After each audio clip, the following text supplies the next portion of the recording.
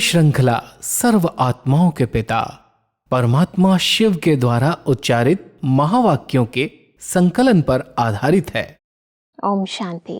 Godlywood studio द्वारा प्रस्तुत अमूल्य रत्न में आप सभी का हार्दिक स्वागत है। स्नेह वो शक्ति है जो पत्थर को भी पिघला सकती है, जो रेगिस्तान में फूल भी खिला सकती है। वास्तविकता में जीवन में चैतन्यता का एहसास कराने का आधार, परिवार, समाज व देश में मजबूती लाने का आधार ईश्वरीय स्नेह ही है। ईश्वरीय स्नेह किस प्रकार परमात्म प्रत्यक्षता का आधार बनता है और विश्व परिवर्तन का आधार बनता है, आज हम ईश्वरीय महावाक्यों द्वारा समझेंगे। और इन महावाक्यों के स्पष्टीकरण के लिए हमारे मध्य हैं प्रजापिता ब्रह्मा कुमारिस ईश्वरीय विश्वविद्यालय के वरिष्ठ राजयोगी शिक्षक आदरणीय राजू भाई साहब। सब आपका आज के एपिसोड में बहुत बहुत स्वागत है। बस अब आज हम बात करेंगे 1 अक्टूबर 1987 के महावाक्यों पर, जिसका टॉपिक है परिवर्तन का फाउंडेशन ईश्वरीय स्नेह। सब परमात्मा कहते हैं कि पवित्र प्यार व ईश्वरीय परिवार के प्यार से कितनी भी अनजान आत्माएं हों, बहुत समय से परिवार के प्यार से वंचित पत्थर समान बनने वाली आत्मा हो, लेकिन ऐसे पत्थर समान आत्माएं भी ईश्वरीय परिवार के स्नेह से पिघल पानी बन जाती हैं। यह है ईश्वरीय परिवार के प्यार की कमाल। सब ईश्वरीय परिवार के प्यार से क्या तात्पर्य है? दुनिया में जो आजकल प्यार के नाम से विकारों की या स्वार्थ की उत्पत्ति हो रही है जी, परमात्मा कह रहे हैं कि ये जो परिवार का प्यार, ईश्वरीय परिवार का प्यार है, वो निस्वार्थ प्यार है, सच्चा प्यार है, आत्मिक प्यार है, क्योंकि इसके अंदर कोई दैहिक आकर्षण वाली बात नहीं है। उस दुनिया के अंदर प्यार के नाम पर विकारों की उत्पत्ति हो रही है। परमात्मा ने जो हम सबको सच्चा प्यार सिखाया, उस प्यार के अंदर रूहानियत है, अपनेपन की भावना है, सहयोग की भावना है। इसलिए परमात्मा कहते हैं इस प्यार से हर आत्मा वंचित है। अभी आप बच्चों के जब संपर्क में ऐसी आत्माएं आती हैं तो उन्हें ये सच्चे प्यार का अनुभव कराओ। ईश्वरीय प्यार किसको कहा जाता, रूहानी प्यार किसको कहा जाता, आत्मिक प्यार जिसके द्वारा हम एक दूसरे के बहुत समीप आते हैं, एक दूसरे के सहयोगी बनते हैं, एक दूसरे को समय पर साथ देते हैं। तो इस प्यार की अनुभूति से सब आत्माएं वंचित हैं। ऐसी वंचित आत्माओं को इस सच्चे प्यार की अनुभूति कराएंगे तो उनकी भावनाएं जो हैं वो पिघल जाएंगी। जो आत्माओं में अंदर से निरस्ता आ गई है, सूखापन आ गया है, ये ईश्वरीय प्यार प्राप्त होते ही वो बहुत समीप और अपनेपन की फीलिंग उनको आएगी, लगेगा अपने परिवार में हम आ गए हैं। तो परमात्मा हम सबको ये सच्चे प्यार, ईश्वरीय प्यार की बात सिखा रहे हैं। जी, परमात्मा आगे कहते हैं कि कितना भी स्वयं को किनारे करें, लेकिन ईश्वरीय प्यार चुंबक के समान स्वतः ही समीप ले आता है। इसको कहते हैं ईश्वरीय स्नेह का प्रत्यक्ष फल। कितना भी कोई स्वयं को अलग रास्ते वाले माने, लेकिन ईश्वरीय स्नेह सहयोगी बनाए, आपस में एक हो आगे बढ़ने के सूत्र में बांध देता है। तो सब ईश्वरीय प्रेम, पहले हमने समझा ईश्वरीय परिवार का प्रेम, और अब ईश्वरीय प्रेम, इसको थोड़ा स्पष्ट करें। कई बार हमारे सिद्धांत जो हैं, ईश्वरीय ज्ञान के सिद्धांत, उन सिद्धांतों में मतभेद हो सकता है जी, लेकिन जब ईश्वर परमात्मा से संबंध जुड़ता है और उनके द्वारा जो हमें सच्चे प्यार की अनुभूति होती है, उस प्यार का आकर्षण जो है वो चुंबक का काम करता है। कोई भी आत्मा भले कहेगी हमारे विचार अलग अलग हैं, हमारा मार्ग अलग है, हमारे सिद्धांत अलग हैं, लेकिन अगर हम उसको सच्चे प्यार की, ईश्वरीय प्यार की, परमात्म प्यार की अनुभूति उनको करा देते हैं तो उनको ये लगता है कि नहीं, ये सच्चे हैं, इनके कथनी और करनी में समानता दिखाई देती है। तो परमात्मा कह रहे हैं कि भले कैसी भी भिन्नताएं हों, विचारों की समानता न भी हो, लेकिन जो आपके समीप संबंध में आएगा, उससे जब ईश्वरीय प्रेम या आपके ईश्वरीय परिवार का प्यार मिलेगा तो वो चुंबक की तरह उनको खींच लाएगा, उनको अपनेपन की अनुभूति करा देगा। आगे बढ़ते हैं। परमात्मा कहते हैं कि स्नेह पहले सहयोगी बनाता है, सहयोगी बनाते बनाते स्वतः ही समय पर सर्व को सहज योगी भी बना देता है। सहयोगी बनने की निशानी है आज सहयोगी हैं, कल सहज योगी बन जाएंगे। सहज योगी बनने की अभी एक अच्छी विधि है। पहले उनको ईश्वरीय स्नेह का, परमात्म स्नेह का अनुभव कराएं, और जितना वो स्नेह में समीप आते हैं उतना वो सहयोगी बनते हैं, हर कार्य में मददगार बन जाते हैं। और सहयोग देते देते जब इतना समीप आ जाते हैं तो उनका योग भी परमात्मा के साथ सहज लग जाता है। इसलिए स्नेह आधार है, और स्नेह के आधार से सहयोगी बने, और सहयोगी ही सहज योगी बन जाते हैं। आगे बढ़ते हैं। परमात्मा कहते हैं कि ईश्वरीय स्नेह परिवर्तन का फाउंडेशन है, अथवा जीवन परिवर्तन का बीज स्वरूप है। जिन आत्माओं में ईश्वरीय स्नेह की अनुभूति का बीज पड़ जाता है, तो यह बीज सहयोगी बनने का वृक्ष स्वतः ही पैदा करता रहेगा, और समय पर सहज योगी बनने का फल दिखाई देगा। क्योंकि परिवर्तन का बीज फल जरूर दिखाता है, सिर्फ कोई फल जल्दी निकलता है, कोई फल समय पर निकलता है। तो सब ईश्वरीय स्नेह से ये जो बीज और फल की प्राप्ति होती है, इसको थोड़ा स्पष्ट करें। परमात्मा हम सबको कह रहे हैं, जितना आप उनको ईश्वरीय स्नेह में आत्माओं को समीप लाएंगे, तो जैसे उसके अंदर आपने स्नेह का बीज बो दिया, कोई बीज डाला जाता है तो थोड़े दिन के बाद उसमें से फल निकलता, पौधा निकलेगा, फिर फल निकलेगा। ऐसे ही जब कोई आत्माएं ईश्वरीय स्नेह में समीप आ जाती हैं, तो समीप आते आते उनको सहयोगी बनने का चांस मिलता है। उनको लगता है मैं भी कुछ मदद करूं, और जब वो सहयोगी बनते हैं तो सहज योगी का फल प्राप्त हो जाता है, ना उनका जीवन परमात्मा के साथ अपने आप कनेक्ट हो जाता है। योगी जीवन का भावार्थ यहाँ ये है कि हमारे बुद्धि का योग परमात्मा के साथ लग जाए।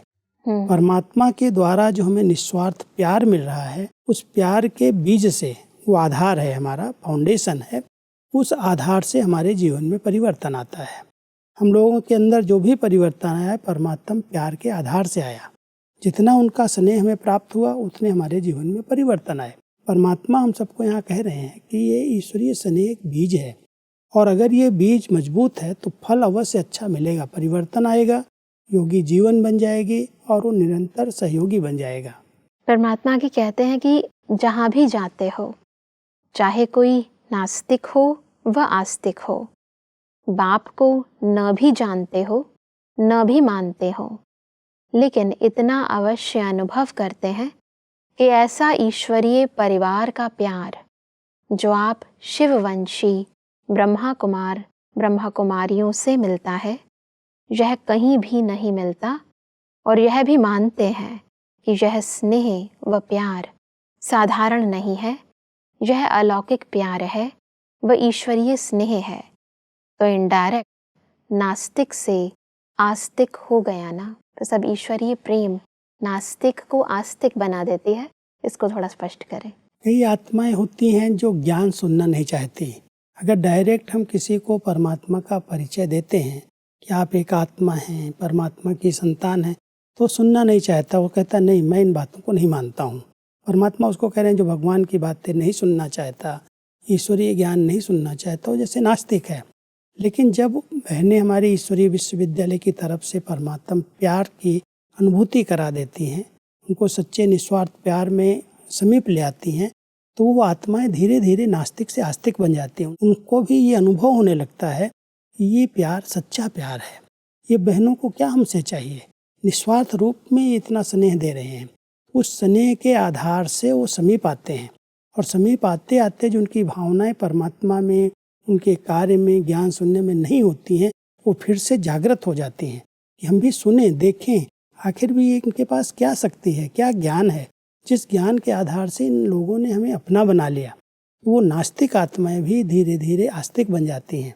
तो परमात्मा कह रहे हैं आपके पास ऐसी शक्ति है ईश्वरीय स्नेह की, उस स्नेह की शक्ति के आधार से निस्वार्थ रूप में सबको बांटते चलो, देते चलो, तो जो नास्तिक हैं वो भी आस्तिक बन जाएंगे। जी, परमात्मा कहते हैं कि ईश्वरीय प्यार, अलौकिक स्नेह, निस्वार्थ स्नेह स्वतः ही दाता बाप को सिद्ध करता ही है। इनडायरेक्ट ईश्वरीय स्नेह के प्यार द्वारा स्नेह के सागर बाप से संबंध जुट जाता है, लेकिन जानते नहीं हैं, क्योंकि बीज पहले गुप्त रहता है वृक्ष स्पष्ट दिखाई देता है, तो ईश्वरीय स्नेह का बीज सर्व को सहयोगी सुसहज योगी प्रत्यक्ष रूप में समय प्रमाण प्रत्यक्ष कर रहा है और करता रहेगा।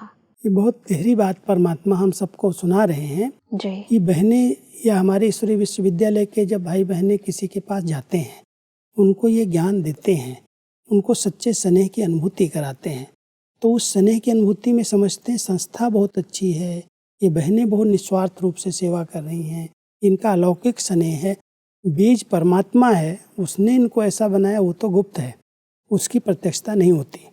लेकिन जब समीप आते हैं, स्नेही बनते हैं और सोचते हैं कि आखिर इन बहनों को ऐसा किसने बनाया, तो धीरे धीरे उस बीज की प्रत्यक्षता होती है। तो परमात्मा कह रहे हैं ये बहुत अच्छी विधि है। जिन आत्माओं के संपर्क में आप आते हैं, उन्हें पहले ईश्वरीय स्नेह का अनुभव कराओ, निस्वार्थ प्यार का, अलौकिक प्यार का, सच्चे प्यार का, जिससे वो लोग वंचित हैं। ऐसी वंचित आत्माएं जब उस सच्चे प्यार का अनुभव करती हैं और सहयोगी बनती हैं, कार्य में मदद करने लगती हैं, तो धीरे धीरे उनको लगता है कि इनके पीछे कोई शक्ति काम कर रही है। उस परमात्मा के सत्य स्वरूप को पहचानने की शक्ति तभी आती है, उनसे योग तभी जुटता है जब पहले वो आत्माएं समीप आती हैं, स्नेही बनती हैं, और स्नेही बनते बनते वो सहयोगी बन जाती हैं। बिल्कुल, आजकल दुनिया में जो स्नेह है वो भी स्वार्थी हो चुका है, तो ऐसे में उनको ऐसा लगता है कि निस्वार्थ स्नेह तो केवल परमात्मा द्वारा ही मिल सकता है। क्योंकि आजकल कोई भी अगर कोई से प्यार से बात भी करता है तो समझते हैं इसके पीछे इनको कुछ हमसे लेने की, कोई चीज़ की डिमांड करना चाहते हैं। उसी भावना से पहले देखते हैं, लेकिन बाद में देखते हैं नहीं, ये तो निस्वार्थ रूप से। जैसे एक राखी का पर्व है, राखी के पर्व पर बहनें हमारी भाई बहनों के पास जाती हैं, तो आजकल की प्रथा के अनुसार कोई बहन अगर किसी भाई को राखी बांधने जाती है तो समझते हैं इसको कुछ पैसा चाहिए, और हमारी बहनें कहती नहीं, हमें आपसे कुछ भी नहीं चाहिए, न पैसा चाहिए न कोई चीज़ चाहिए। तो कहते हैं आप इतना निस्वार्थ रूप से, इतना स्नेह से राखी बांधने आई हैं, कुछ तो आप स्वीकार करें। तो बहनें कहती हैं नहीं, आपसे हमें पैसा नहीं चाहिए, लेकिन आप अपनी एक कमी दे दो, कमजोरी दे दो, कोई एक ऐसी आदत जो आपकी है, संस्कार जो है, उसका दान कर दो इसकी भेंट में। तो उनको ये लगता है कि ये हमारे परिवर्तन के लिए ऐसी बात कह रही हैं। तो वो स्नेह का सच्चा अनुभव होता है कि ये सच्चा प्यार है जो हमारे जीवन को ये बहनें बदलना चाहती हैं, लेकिन इसके पीछे परमात्म शक्ति कार्य कर रही है। धीरे धीरे उस तरफ भी उनका अटेंशन जाता है। जी, परमात्मा आगे कहते हैं, यह सर्व आत्माओं की शुभ भावना शुभ कामना का किला आत्माओं को परिवर्तन कर लेता है। चाहे निमित्त शक्तियां भी रहीं, पांडव भी रहे, निमित्त सेवाधारी विशेष हर कार्य में बनते ही हैं, लेकिन वायुमंडल का किला सर्व के सहयोग से ही बनता है। सब इसको थोड़ा स्पष्ट करें कि सर्व के सहयोग की शक्ति कैसे शक्तिशाली वायुमंडल बनाती है। कई सेवाएं जब होती हैं तो उन सेवाओं में कोई सेवा की जवाबदारी हर एक को मिलती है, लेकिन सब तो नहीं उसमें लग सकते हैं। कोई को मान लो खिलाने की सेवा मिली, कोई को भंडारे की सेवा मिली, कोई को स्टेज की सेवा मिली, वैरायटी सेवा में सब आते हैं। लेकिन उन सेवाओं में कुछ आत्माएं रह जाती हैं। मान लो आज कोई बड़े हैं, बुजुर्ग हैं, इस प्रकार की कोई कर्मणा सेवा या वाचा सेवा नहीं कर सकते, लेकिन अगर वो सभी आत्माएं एक शुभ भावना रखती हैं तो एक शुभ भावना का किला बन जाता है। हर एक की शुभ विचारों के द्वारा जो एक वायुमंडल बनता है, बहुत श्रेष्ठ आकर्षण वाला, वो आत्माओं को अपनी ओर खींचता है। यहाँ परमात्मा कह रहे हैं कि सबका सहयोग, जितनी भी आत्माएं इस किले के अंदर रह रही हैं, अगर वो सब बहुत शुभ चिंतक हैं, सबकी भावनाएं बहुत अच्छी हैं, और उनको ये लगता है कि जो भी इस भूमि पर आए उनको कोई न कोई अच्छे अनुभव हों, ये परमात्मा के घर में आए हैं, कोई वंचित न रहे, तो ये शुभ भावनाएं उनके लिए किला बन जाती हैं। और उस किले के अंदर कोई भी आत्मा प्रवेश करती है तो केवल एक प्रवचन सुन करके या भोजन करके प्रसन्न नहीं होती है, लेकिन यहाँ के वाइब्रेशन से उनकी शुभ भावनाओं का प्रभाव पड़ता है, जिससे उनको लगता है कि यहाँ का वायुमंडल बहुत शक्तिशाली है, यहाँ पर परमात्मा का दिव्य कार्य चल रहा है, यहाँ कोई अलौकिक शक्ति है, उसका वो अनुभव करने लगते हैं। तो सब ये महावाक्य आध्यात्मिक संत सम्मेलन के पश्चात उच्चारित किए गए हैं, तो उससे संबंधित परमात्मा कहते हैं कि हर एक का चेहरा ईश्वरीय स्नेह संपन्न नहीं होता तो सेवा की सफलता कैसे होती। सभी ने जो भी कार्य किया स्नेह भर कर के किया, इसलिए उन्हों में भी स्नेह का बीज पड़ा। उमंग उत्साह से किया, इसलिए उन्हों में भी उमंग उत्साह रहा। बस अब इसको थोड़ा स्पष्ट करें। क्योंकि यहाँ पर माउंट आबू में 2 बार संत सम्मेलन आयोजित किए गए और जिसमें हरिद्वार, बनारस, कुछ कर्नाटक साइड के जो महामंडलेश्वर हैं उनको आमंत्रित किया गया। वो जब आए तो यहाँ के भाई बहनें जो उनकी सेवा पर थे, जो उनसे संपर्क में आए, उनका जो एक सच्चे स्नेह का रूप देखा, रूहानी स्नेह का रूप देखा, उससे वो बहुत प्रभावित हुए और उनके अंदर भी उमंग उत्साह आ गया। तो परमात्मा कह रहे हैं कि जो आत्मा इस किले के अंदर सेवा पर हैं, अगर वो बहुत उमंग उत्साह में रहती हैं और सच्चा निस्वार्थ प्यार देती, स्नेह देती हैं, तो आने वाली आत्माओं को भी उसका अनुभव होने लगता है। वो ज्ञान सुनना नहीं चाहते, क्योंकि ज्ञान में तो अपने आप को बहुत विद्वान समझते हैं। वो समझते हैं हमारे पास जितना ज्ञान है उतना कोई के पास नहीं है। तो परमात्मा कहते हैं ज्ञान तो बाद में समझेंगे, नया ज्ञान है, ईश्वरीय ज्ञान है, लेकिन जब इस भूमि पर आए हैं तो उनको एक सच्चे प्यार का, रूहानी स्नेह का अनुभव हो जाए। तो आप सबके चेहरे जो इतना मुस्कुराते हुए, बहुत स्नेह युक्त व्यवहार से आप बात करते हैं, उनको ऐसे प्यार से देखते हैं, उनसे नमस्कार करते मिलते हैं, तो वो आत्माएं इस स्नेह के आधार से समीप आ जाती। तो इनके अंदर जो उमंग उत्साह आया, जो सच्चे स्नेह का बीज पड़ा है, वो आप बच्चे जो यहाँ रह रहे हैं उनका सच्चा निस्वार्थ प्यार और सच्चे दिल की सेवा और भावना रही, जिसके कारण वो आत्माएं जो आई वो भी उमंग उत्साह में आ गई। जी, परमात्मा की कहते हैं कि अनेकता होते भी स्नेह के सूत्र के कारण एकता की ही बातें करते रहे। यह वायुमंडल के छत्र छाया की विशेषता रही।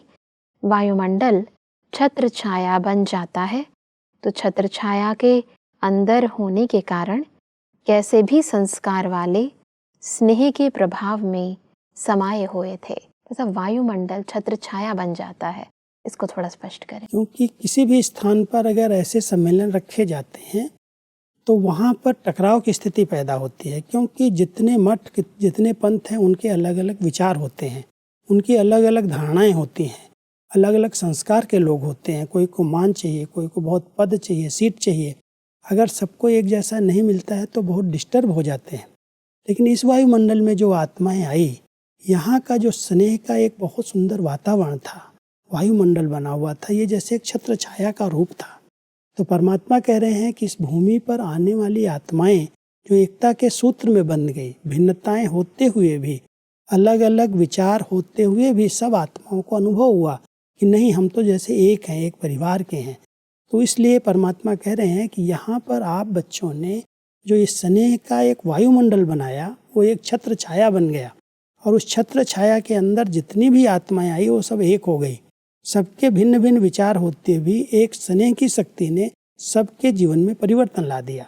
सबके विचारों में परिवर्तन आ गया कि नहीं, हम सब मिल करके कार्य करेंगे। ये तो समझते हैं ये संस्था अलग है, ये लोग अलग हैं, हम अलग हैं। लेकिन इस भूमि पर जो आत्माएं आई, यहाँ इस वायुमंडल के आकर के सब एक सूत्र में बन गई। इसलिए परमात्मा कह रहे हैं ये वायुमंडल उनके लिए छत्र छाया बन गया। जी, परमात्मा कहते हैं कि कितना भी वो और कुछ बोलने चाहें तो भी बोल नहीं सकते वायुमंडल के कारण। मन में कुछ सोचें भी लेकिन मुख से निकल नहीं सकता, क्योंकि प्रत्यक्ष आप सबकी जीवन के परिवर्तन को देख उन्हों में भी परिवर्तन की प्रेरणा स्वतः ही आती रही। प्रत्यक्ष प्रमाण देखा ना, शास्त्र प्रमाण से भी सबसे बड़ा प्रत्यक्ष प्रमाण है। प्रत्यक्ष प्रमाण के आगे और सब प्रमाण समा जाते हैं। तो प्रत्यक्ष प्रमाण को थोड़ा स्पष्ट करें। क्योंकि शास्त्रों के ज्ञान में तो हर एक आत्माएं विद्वान हैं जी, लेकिन परमात्मा यहाँ कह रहे हैं जो इतने बड़े शास्त्र पढ़ने वाले, इतने बड़े बड़े महामंडलेश्वर आपके पास आए, इनको इतने ऊंचे टाइटल मिले हैं, वो समझते हैं कि इनका ज्ञान अलग है और हमारा ज्ञान अलग है, इनकी मान्यताएं अलग हैं, विचार अलग हैं। लेकिन इस वायुमंडल में कोई भी बात में डिबेट नहीं कर सके। कारण था आप सबकी प्रत्यक्ष जीवन, जो शास्त्रों के आधार से जीवन बननी चाहिए, पढ़ने वालों की अगर उनकी नहीं बनी और यहाँ पर वो जीवन देख रहे हैं तो ये प्रत्यक्ष प्रमाण है। आज शास्त्रों में उन्होंने कहा है काम क्रोध नरक के द्वार हैं, लेकिन उन पर वो विजय अगर नहीं प्राप्त कर पा रहे हैं, सुन रहे हैं, सुना रहे हैं, और कई आत्माएं इन बातों को समझ रही हैं कि शास्त्रों में भगवान ने कहा, वो समझती इनके लिए कहा है, और यहाँ जब आते हैं तो देखते हैं ये ज्ञान वो नहीं सुना रहे हैं, लेकिन इनके जीवन में इन विकारों पर जीत है, तो प्रत्यक्ष प्रमाण के आगे वो प्रमाण सब फेल हो जाते हैं।